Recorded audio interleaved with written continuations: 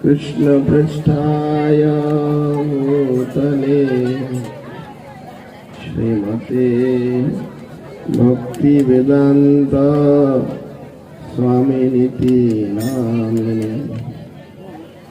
नमस्ते सरस्वती देवे गौरवाणी प्रचारिणे निर्विशेषा शून्यवादी पश्चात्प्रदेशधारिणे। वंशाकल्पतरुभ्यश्च कृपासिन्धुभ्य एव च पतितानां पावनेभ्यो वैष्णवेभ्यो नमो। जय श्री कृष्ण चैतन्य प्रभु नित्यानंद श्री अद्वैत गदाधर शिवासदि गौर भक्तवृंद। हरे कृष्ण कृष्ण कृष्ण हरे हरे, हरे राम राम राम हरे हरे। कृष्ण कृष्ण कृष्ण हरे हरे, हरे राम राम राम हरे हरे। हरे कृष्ण कृष्ण कृष्ण हरे हरे, हरे राम राम राम हरे हरे। वासुदेवाय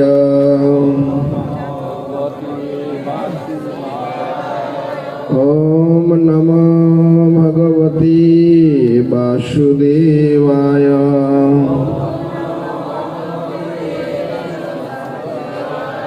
ओम नमो भगवते वासुदेवाय।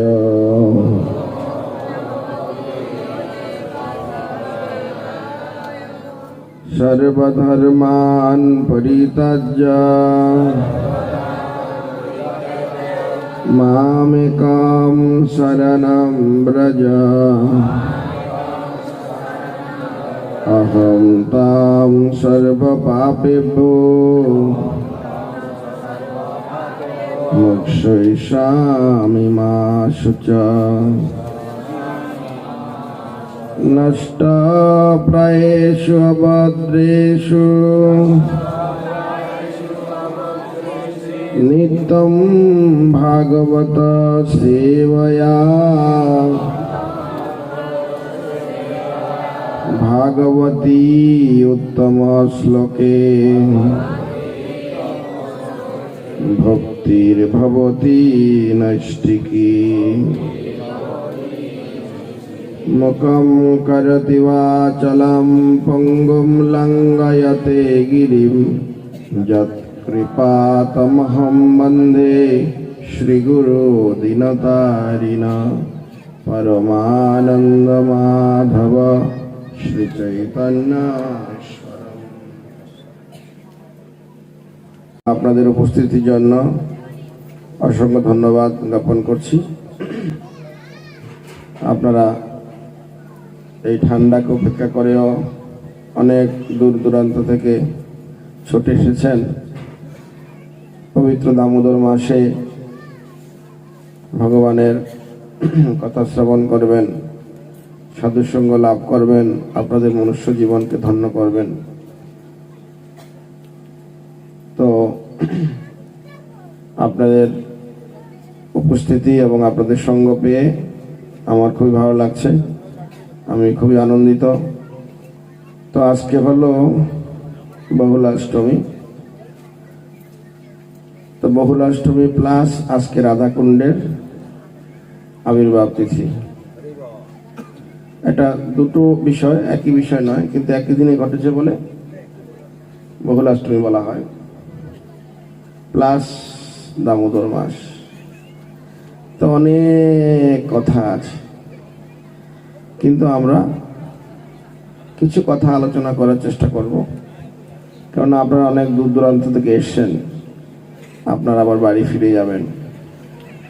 তো সেজন্য আমরা অল্প কিছু কথা বলবো, কিন্তু আপনারা সকলে মনোযোগ দিয়ে শ্রবণ করবেন।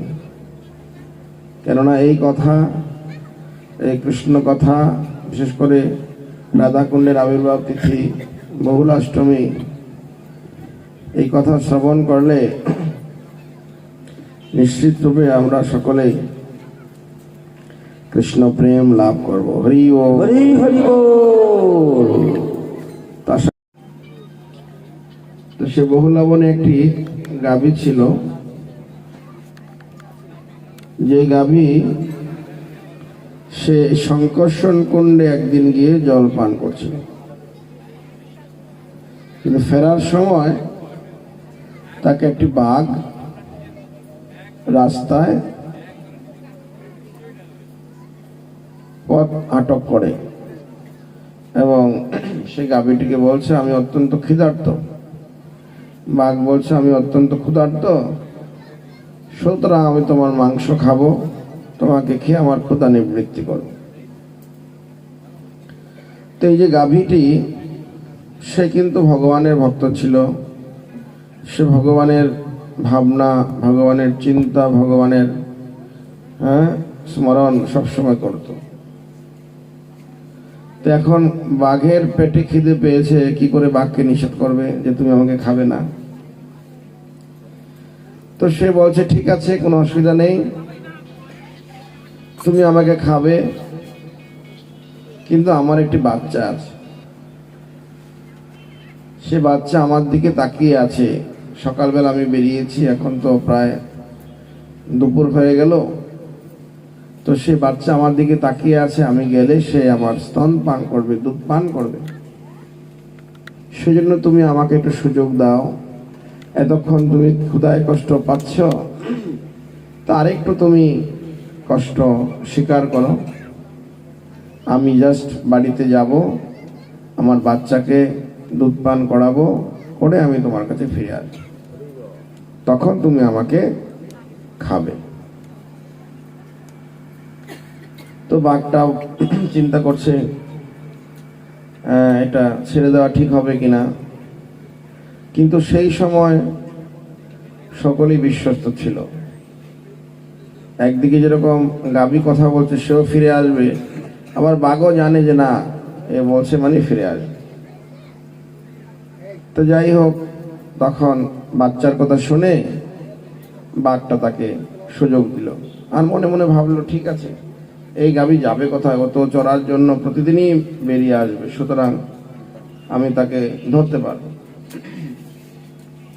তো গাভীটি ফিরে ঘরে যায়, গিয়ে তার বাচ্চাকে, বাছুরকে দুধ পান করায়, আর বাছুরটিকে বলে যে তুমি ভালোভাবে আজকে দুধ পান করো, কেননা এরপর থেকে আর তুমি আমার দুধ পান করার সুযোগ পাবে না, ইভেন আমাকে দেখারও সুযোগ পাবে না।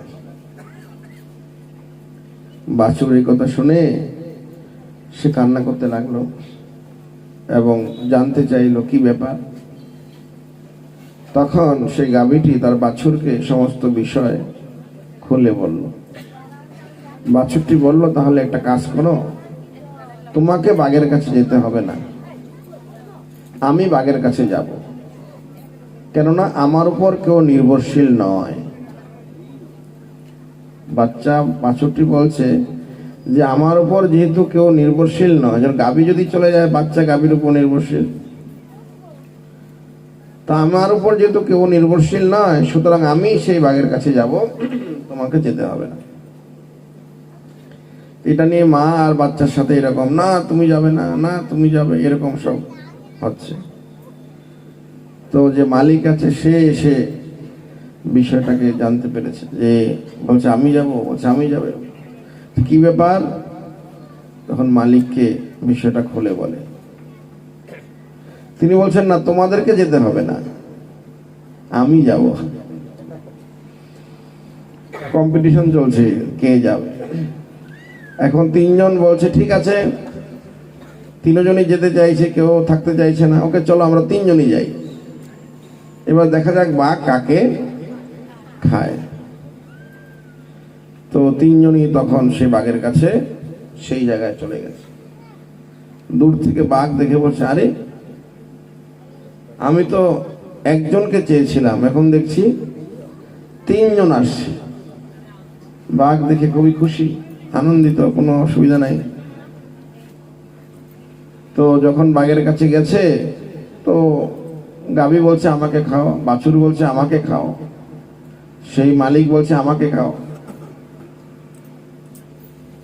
বাঘ এখন চিন্তা করছে কাকে আগে খাবো, কাকে পরে খাবো, কি হবে। চিন্তা করছে মানুষের মাংস বেশি টেস্টি, কিন্তু গাভীর বাচ্চার মাংসটা কচি, আগে বাচ্চাটাকে খেয়ে নেই। তো এরকম ভাবে তারা যখন আমাকে খাও আমাকে খাও বলছে, বাঘ খাবে, ঠিক সেই সময় ভগবান এসে তিনি সেই বাঘকে মাথায় হাত দিয়ে স্পর্শ করে আশীর্বাদ করলেন এবং বললেন, দেখো বাঘ, এই তিনজনের কাউকেই তুমি খাবে না, কারণ এটা হলো বৃন্দাবন, আর এই যে বহুলা যে গাভী, সে আমার ভক্ত, আর আমি হলাম গাভীর গো ব্রাহ্মণ হিতায়জ। গাভী এবং যে গাভীর মালিক হলো ব্রাহ্মণ, আমি তাদের রক্ষক, সুতরাং এরা আমার আশ্রিত, তুমি এদেরকে ভক্ষণ করবে না। তো যখন বাঘ ভগবানের স্পর্শ পেল, দর্শন পেল, ভগবানের কৃপা প্রাপ্ত হলো, তো এটা বাঘ নিজে অনেক পরম সৌভাগ্যের ব্যাপার হলো বাঘের জন্য। তখন সেই বাঘ কি করলো, সেখান থেকে চলে গেল। আর ভগবান সেই গাভীর এই সততার জন্য, যে সে কত উদার, বাঘের খিদা মেটানোর জন্য সে বাড়িতে গিয়ে আবার ফিরে এসছে। তো ভগবান তার প্রতি অত্যন্ত সন্তুষ্ট হয়েছিলেন, অনেক সন্তুষ্ট হয়েছেন, এবং ভগবান বলছেন যে আজ থেকে এই বনের নাম হবে তোমার নাম অনুসারে বহুলা বন। হরি বল। শুধু তাই নয়, তুমি আমার পত্নী হবে, এবং এই বনের মধ্যে তোমার মন্দির থাকবে, সবাই তোমাকে পুজো করবে। এখন সেখানে মন্দির আছে, সে বহুলা গাভী, বাছুর, ব্রাহ্মণ সবাই সেখানে পুজো করছে। গৌর প্রেমানন্দে হরি হরি। এটা ছিল সেই বহুলা বনের আজকের দিনে সেই ঘটনাটা ঘটেছিল, সেটা কাহিনী। অন্যদিকে এই দিনে কৃষ্ণ সমস্ত গোপিকাদের নিয়ে তিনি রাসলীলা করার জন্য প্রস্তুত হচ্ছিলেন। ঠিক গোধূলি লগ্নে, গোধূলি লগ্ন মানে না সন্ধ্যা, না রাত্র, না দিন। তো কৃষ্ণ রাসলীলা করার জন্য যাবেন, ঠিক সেই সময়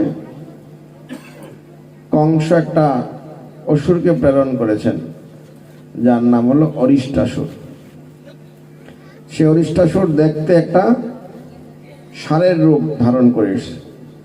অসুর মানে তাদের কিছু সিদ্ধি থাকে, তারা চাইলে তাদের রূপ পরিবর্তন করতে পারে, আকার পরিবর্তন করতে পারে। তো এই অরিষ্টাসুর ছিল একটা ষাঁড়ের রূপধারী, এবং তার যে কুশ, ষাঁড়ের পেছনে মাঝখানে এরকম ঘাড়ের মধ্যে কুশ থাকে, সেটা তো সুবিশাল ছিল যে মেঘ ভাবছে এটা মনে হচ্ছে পাহাড়, মেঘ সেটাকে ঘিরে রেখেছে, এতটাই উঁচু ছিল। এবং সে তার খুর দিয়ে মাটিকে প্রহার করছিল, রক্তবর্ণ তার চোখ, এবং সেমন ভাবে শ্বাস প্রশ্বাস নিচ্ছিল যে তার সাউন্ডে যাদের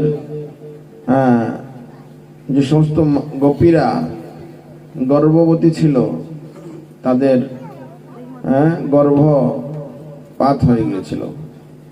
বিভিন্ন গাভী, তারাও ভয়ে তাদের বাচ্চা প্রসব হয়ে গিয়েছিল। এত ভয়ঙ্কর ছিল সেই ষাঁড়। তো যখনই সে ভগবানের কাছে এসছে, কৃষ্ণ তখন বললেন, তোমার এত বড় সাহস, আমি এখানে আছি হিরু, আর তুমি এখানে এসছো হিরুগিরি করার জন্য। তো আসলে হিরু কে? কৃষ্ণ। তো এই কথা শুনে সার আরো রেগে গেছে। সে একদম ঠিক ইন্দ্রের বজ্র যেরকম স্পিডে যায় সেরকম স্পিডে সে ক্রোধান্বিত হয়ে ঘাড় বেঁকে, সার দেখবেন না ঘাড়টা বেঁকে নাকি, একদম সে সহ করে একদম ভয়ঙ্কর সাউন্ড করে আসছে কৃষ্ণের দিকে, ছোট কৃষ্ণকে মারার জন্য। Double action. হ্যাঁ, তখন কৃষ্ণ কি করেছেন, তার শিংকে ধরে তাকে এরকম ছুঁড়ে মেরেছেন। আরো ক্রোধান্বিত হয়ে আবার ফোঁস করে উঠে আসছে। তখন কৃষ্ণ তার একটা শিংকে ভেঙে তাকে ফেলে একদম শিং দিয়ে তাকে কুপিয়ে সেই ষাঁড়কে এমন ভাবে প্রহার করেছে, তখন সে রক্ত বমি করতে শুরু করেছে, পায়খানা পেচ্ছাপ করে একদম সে নিতাই গৌর প্রেমানন্দে। হরি হরি হরি বল। এখন ওষুধ তো মরে গেল, কোনো সমস্যা নাই, প্রবলেম সলভ। সমস্ত ব্রজবাসীরা আনন্দ, দেবতারা পুষ্প বৃষ্টি করতে লাগলো, সব ঠিক আছে। এখন কৃষ্ণ তখন বললো চলো তাহলে রাস নৃত্য হবে সমস্ত গোপিকাদেরকে। তো দাঁড়া, তুমি না আমাদের কাছে এসো না। কেন? আমাদের তো সমস্ত কিছু পরিকল্পনা করা আছে, রাস নৃত্য হবে। বলছে না, তুমি ষাঁড়কে মেরেছ, গাভীকে তুমি মেরে দিয়েছ, তুমি হলে নমো ব্রাহ্মণ দেবায় গো ব্রাহ্মণ হিতায়, তুমি গাভীকে রক্ষা করার লোক, আর তুমি গাভীকে মেরে দিয়েছ, তোমার গাভী হত্যার পাপ হয়ে গেছে। সুতরাং তুমি এখন আমাদের কাছে আসবে না, আমাদেরকে স্পর্শ করবে না। কি বিপদ! তো দেখুন, শাস্ত্রে বলা হচ্ছে গোহত্যা হলো সবচেয়ে জঘন্য পাপ, জঘন্যতম পাপ। যে কৃষ্ণ বলছে আরে আমি কি ষাঁড় গাভীকে মেরেছি? এ তো অসুর, ষাঁড়ের রূপ ধারণ করে এসেছে। অসুর যেহেতু ওদের যোগ শক্তি থাকে, ষাঁড়ের রূপ ধারণ করে এসেছে। আমি তো অসুরকে মেরেছি, অরিষ্টাসুরকে মেরেছি, আমি কি ষাঁড়কে মেরেছি? বলছে না, সে তো ষাঁড়ের রূপেই ছিল, গাভীর রূপে ছিল, তুমি তাকে মারলে, তাহলে তোমার পাপ হয়েছে, এখন তুমি তাদের স্পর্শ করবে না। দেখুন, যারা গোহত্যা করে ব্রজগোপিকারা তাদেরকে, মানে স্বয়ং ভগবান ষাঁড়কে মেরেছে, তাকে তারা বলছে স্পর্শ করবে না। বলছে না, আমার কাছে, আমাদের কাছে তোমরা আসবে না। এত ভালোবাসা, এত ডেকোরেশন করে এসছে, এখন রাস নৃত্য করতে যাবে, হ্যাঁ কি না? কত আশা কৃষ্ণের সাথে তারা নৃত্য করবে উইদিন সেকেন্ড। তারাই বলছে কৃষ্ণ বাঁচাও বাঁচাও, রক্ষা করো ষাঁড়কে। দেখে কৃষ্ণ গিয়ে ওকে মেরে দিয়েছে, এখন বলছে আমরা তোমাকে স্পর্শ করব না। হ্যাঁ, একটা উপায় আছে। কি উপায়? না, তুমি সমস্ত তীর্থে তোমাকে গিয়ে স্নান করতে হবে। সমস্ত তীর্থে গিয়ে স্নান করতে হবে মানে কি? সেটা কি এক্ষুনি হয়ে যাবে? সমস্ত তীর্থে যেতে হবে, স্নান করতে হবে। দেখুন কত কিরকম, সমস্ত তীর্থে গিয়ে তোমাকে স্নান করে পাপ মুক্ত হতে হবে, তবে আমরা তোমার সাথে নৃত্য করবো বা তুমি আমাদের সাথে মিশবে। তখন কৃষ্ণ, ও তাই তো, তীর্থে স্নান করতে হবে, ওকে। কৃষ্ণ তখন তার পায়ের চরণের গোড়ালি দিয়ে মাটিতে আঘাত করে গর্ত তৈরি করলেন এবং সমস্ত তীর্থকে ভগবান আহ্বান করলেন। যেই ভগবান সমস্ত তীর্থকে আহ্বান করলেন, ইমিডিয়েটলি সমস্ত তীর্থরা ভগবানকে প্রণাম করতে করতে, এবং কে কোন তীর্থ, হ্যাঁ, গঙ্গাদেবী এসে বলছেন আমি গঙ্গা, আমি প্রয়াগরাজ, সবাই ভগবানকে প্রণাম করে সেই কুণ্ডে প্রবেশ করেছে এবং কুণ্ডের জল ভর্তি হয়ে গেছে। তারপরে ভগবান সেখানে গিয়ে প্রবেশ করে সেই কুণ্ডে স্নান করেছে।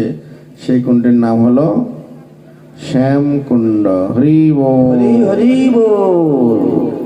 তো এবার গোপীরা খুশি, ওকে শ্যাম কুণ্ড হয়ে গেছে, সবাই স্নান করেছে, কৃষ্ণ স্নান করেছে, গোপীরা দেখেছে, একদম সমস্ত তীর্থ স্বয়ং সেখানে এসে সেই তীর্থের মানে সেই কুণ্ডে প্রবেশ করেছে। তো এবার তখন ব্রজগোপিকারা বলছে ওকে তাহলে চলো এবার কৃষ্ণ। কৃষ্ণ বলছে না, আমি এখন তোমাদের সাথে যাব না। বলছে কেন? কেন যাবে না? বলছে না, এই তোমরা যে একটা অসুরের পক্ষ অবলম্বন করলে, তা তোমাদেরও পাপ হয়েছে, তোমাদেরও পাপ হয়েছে। এখন তোমাদেরকেও কুণ্ডে স্নান, সমস্ত তীর্থে স্নান করতে হবে। গৌর প্রেমানন্দে। হরি হরি বল।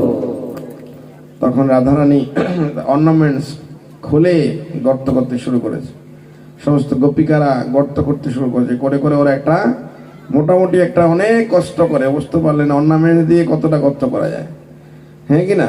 তখন তো জেসিবি ছিল না, ফোন করবে জেসিবি আসবে ফটাফট গর্ত করে দেবে, তো অর্নামেন্টস দিয়ে করেছে।